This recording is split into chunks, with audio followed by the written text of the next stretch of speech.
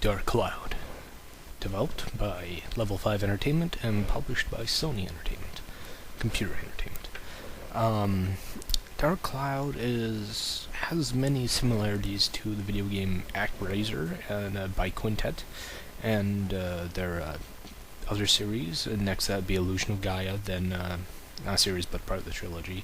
Illusion of Gaia, then Terranigma. We never got Terranigma; it was only a European release, so you can emulate that. But I'd like to, but I hate playing on keyboard because my old controller broke down like the first week I had it. The D-pad broke off. I had months irresponsible, and I just threw it out. I would like to get a SNES, Super Nintendo controller with a USB port. You can get those, so hunt that down. Or you can just have the controller and have a USB port extension plug. But enough of that. Dark Cloud is by Level 5. This was their first major game. And like what I did before, I'm gonna read the back of the box because, you know, cover to cover type of thing. Not inside, but you know what I mean. Hopefully you do. Here's on the back of the box. You know, it jogs my memory what to say and just rebuttal from when I played it and say if their words is really true what they say in the box and what's inside of it. I'll do rebuttal. Revival of an ancient evil once banished. Rebirth of a land once destroyed. Renewal of love once lost. True. Has all those things in it. Two great continents. One, an advanced civilization driven by progress and technology. The other, where nature is the center of existence and everyone lives harmoniously side by side. Two cultures have never had contact with each other until now. Sure, you do get the sense one side's far more technically advanced and the other is, well, bumpkin country. An ancient evil has been unleashed and journey on a quest through the unraveled the mysteries of the Dark Cloud. True. And here's like the little tag saying what features in the games. Innovative new gameplay. Giorama. Build it, play it, customize it, world, play it. Interactive in the world, real time, live it. Build the worlds and reveal the clues, piece the storyline. Yes, it's real time, it's an action RPG, and what I've said before, I believe on action RPGs, they get a lot more tedious and a lot more kind of button mashy and annoying, and I feel that the novelty of it wears off much faster than a turn-based, or say, Final Fantasy has the the action time battle system, or active time battle system, which I like that.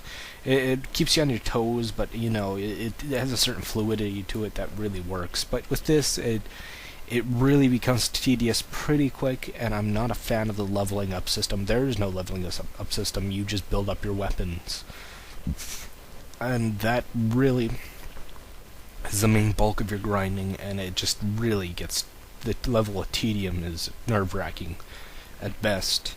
How you level up and get better things, you find items like, say, a fluffy donut or a piece of chicken or stuff like that. Your said character you're playing at the time's favorite food, you eat that and you get a bonus of, say, 10 extra hit points or 10 mana points, or a boost in your attack or defense.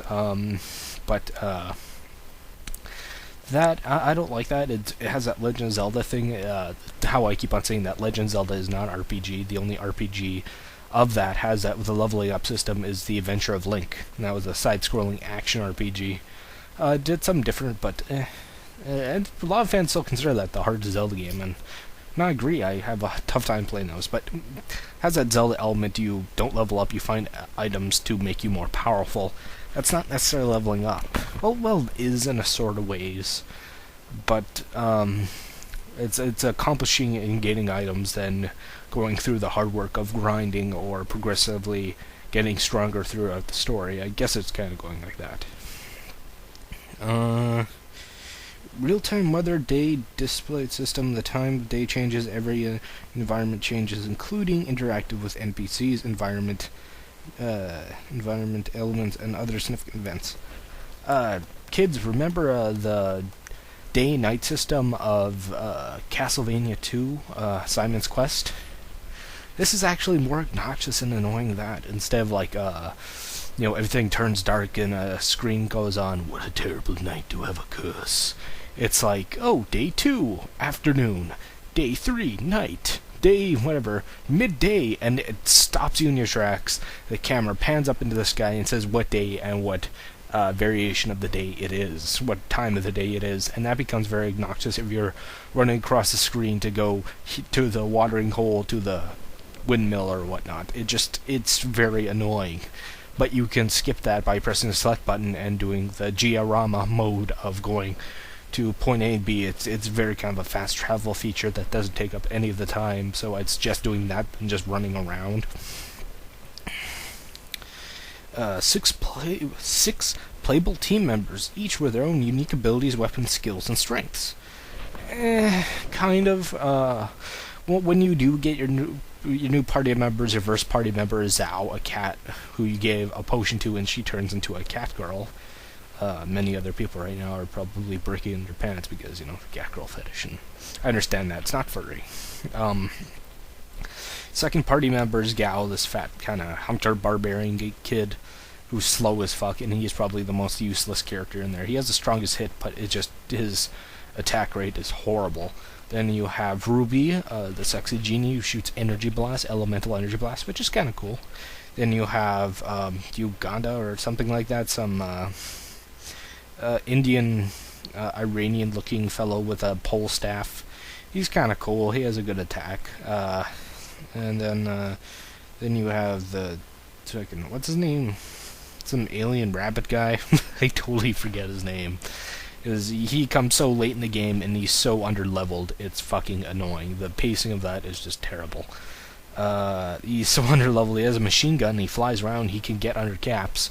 Like, there's certain areas only certain characters under, like Uganda can use his staff spin to brush away darkness, or there's a post that has a color light on it and you have to shoot with the elemental blast with Ruby, or Gao, there's a hammer switch, or with Zhao, or Zhao, you can jump onto a beam, you can jump place to place, and with the rabbit guy, I totally forget his fucking name, you can fly over gaps because there's this little helicopter pack.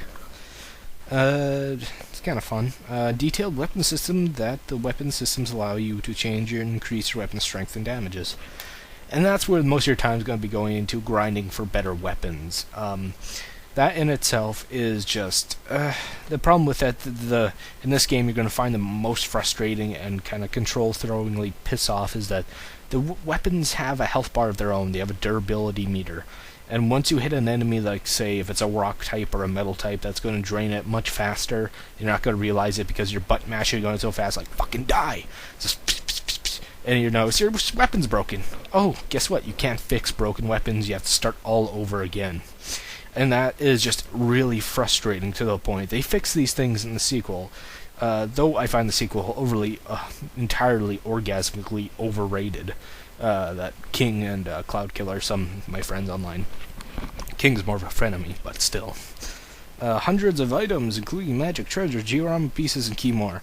The thing that really drives you in this game is getting the diorama pieces to rebuild the villages you enter to your place that you find are fun. It's really, it's a rewarding type feeling. Oh, sweet, got a new piece. Where am I going to put this? It's a very fun type simulation sim type thing that it's quite fun and enjoyable, I find.